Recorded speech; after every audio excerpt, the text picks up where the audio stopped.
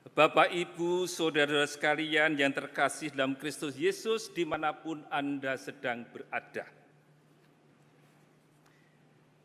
Kalau 3 bacaan yang diperdengarkan pada malam hari ini kita tata, kita atur, maka segera kita akan menemukan bahwa 3 bacaan yang diperdengarkan pada hari ini berbicara atau berkaitan dengan perayaan Ekaristi yang sudah biasa kita rayakan bersama-sama. Oleh karena itu, para saudara sekalian, pada malam hari ini saya menawarkan 3 bahan permenungan untuk memahami lebih baik apa makna perayaan Ekaristi berpangkal dari bacaan-bacaan yang kita dengarkan pada malam hari ini.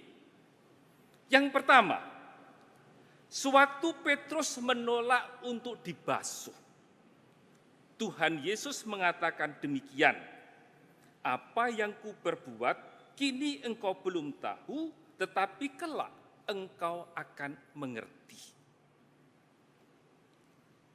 Para saudara sekalian, membasuh kaki, mencuci kaki sebelum orang datang ke perjamuan adalah praktek yang biasa dalam tradisi Yahudi. Tetapi itu dilakukan sebelum perjamuan dan dilakukan sendiri-sendiri. Kalau toh ada yang dicuci, ada yang dibasuh, itu biasalah tamu terhormat, orang terhormat. Itu pun yang melakukan adalah pembantu, pelayan, hamba, dan bukan tuan rumah, bukan orang yang mengundang perjamuan itu. Ini berbeda, dan itu persis yang dilakukan oleh Tuhan Yesus. Maka bisa dipengerti kalau Petrus kaget dan tidak bisa menerima begitu saja, karena ini bukan suatu praktek yang biasa. Apalagi siapa Petrus, siapa saya, dan guruku akan tunduk membasuh kakiku. Bisa dipahami kalau Petrus menolak, tidak mau. Tetapi itulah yang dilakukan oleh Yesus. Maka bisa dimengerti bahwa kisah mengenai pembasuhan kaki ini hanya ada dalam Injil Yohanes. Ketiga Injil yang lain bicara mengenai kisah sengsara, tetapi tidak bicara mengenai pembasuhan kaki ini. Ini hanya diceritakan oleh Injil Yohanes. Maka tentu ada maksudnya mengapa Yohanes menulis demikian. Dan itulah butir kedua yang ingin saya sampaikan. Pada akhir Injil ditulis, "Mengertikah kamu apa yang telah kuperbuat kepadamu? Kamu menyebut aku guru dan Tuhan, dan katamu itu tepat, sebab memang akulah guru dan Tuhan. Jadi, jikalau aku Tuhan dan gurumu telah membasuh kakimu, maka kamu pun wajib saling membasuh kakimu. Sebab aku telah memberi teladan kepadamu supaya kamu pun berbuat sama seperti yang telah kuperbuat kepadamu." Dan inilah kebaharuan yang dibuat oleh Yesus. Maka perayaan Ekaristi bagi Yohanes, para saudara sekalian, bukanlah sekedar kelanjutan dari pesta perjamuan, dari kebiasaan dari orang Yahudi, bukan sekedar kelanjutan. Bagi Yohanes, perayaan Ekaristi adalah sebuah kebaharuan. Ada sesuatu yang mau diperbaharui secara mendasar. Bagi Yohanes, perayaan Ekaristi, perjamuan malam terakhir adalah saat di mana Yesus mau melaunching, mau mendeklarasikan sebuah hukum baru, yaitu hukum cinta kasih. Hukum cinta kasih bukan lagi berpangkal pada hukum yang ditulis dalam peraturan kata-kata huruf, tetapi hukum cinta kasih ditulis oleh Allah sendiri dalam hati setiap manusia. Dalam hati kita masing-masing tertulis hukum cinta kasih itu. Itulah yang mau ditunjukkan oleh Tuhan Yesus. Konkretnya bagaimana?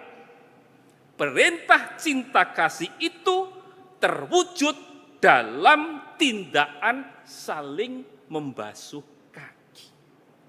Maka tindakan Yesus ada sebuah contoh bagaimana Yesus merendahkan diri untuk mencuci kaki para murid. Dan kita pun diundang untuk saling membasuh kaki satu sama lain.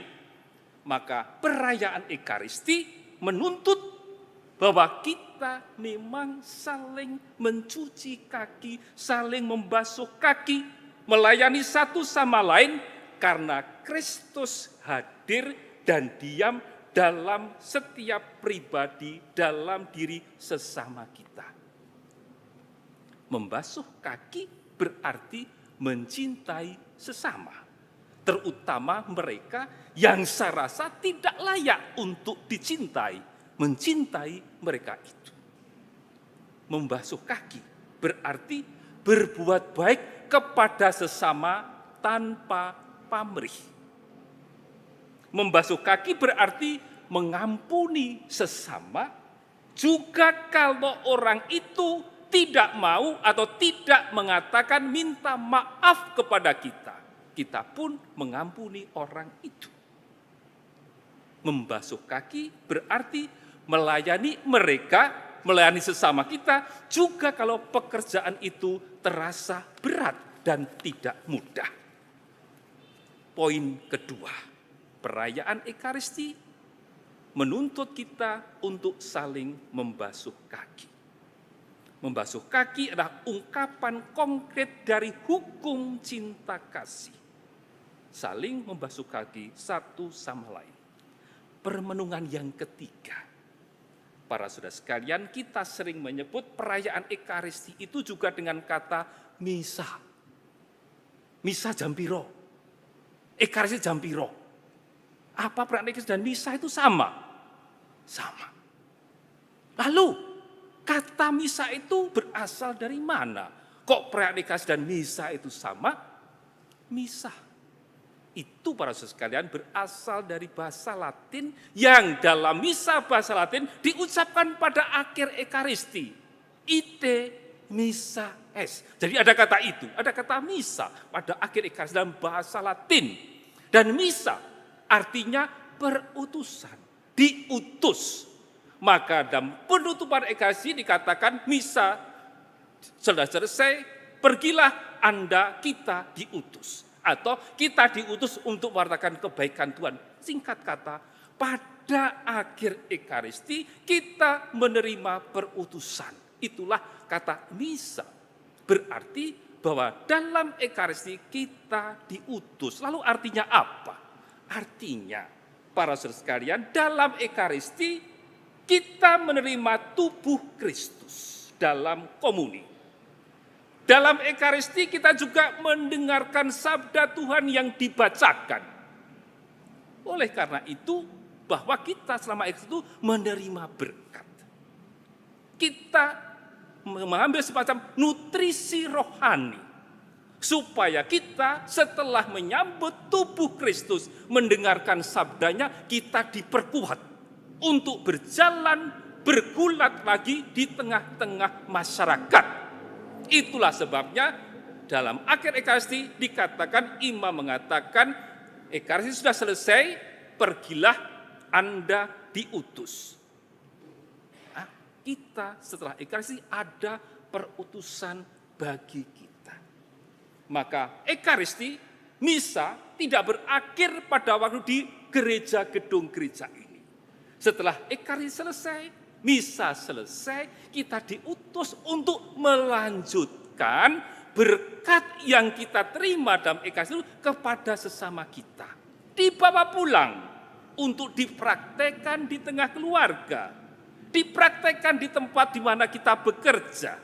Dengan lain kata, Ekaristi tidak hanya dirayakan di sekitar altar, harus dibawa di tengah-tengah pasar. Artinya, kehidupan kita sebagai orang Katolik tidak cukup di ruangan ini, harus menjadi garam di tengah-tengah masyarakat. Kita mengambil bekal, kita mencoba mendapatkan nutrisi rohani dalam Ekaristi, dalam misa. Sepulang dari misa, kita mewartakan kabar gembira kepada orang-orang di sekitar kita, keluarga, tempat kerja, di pasar, dimanapun kita berada.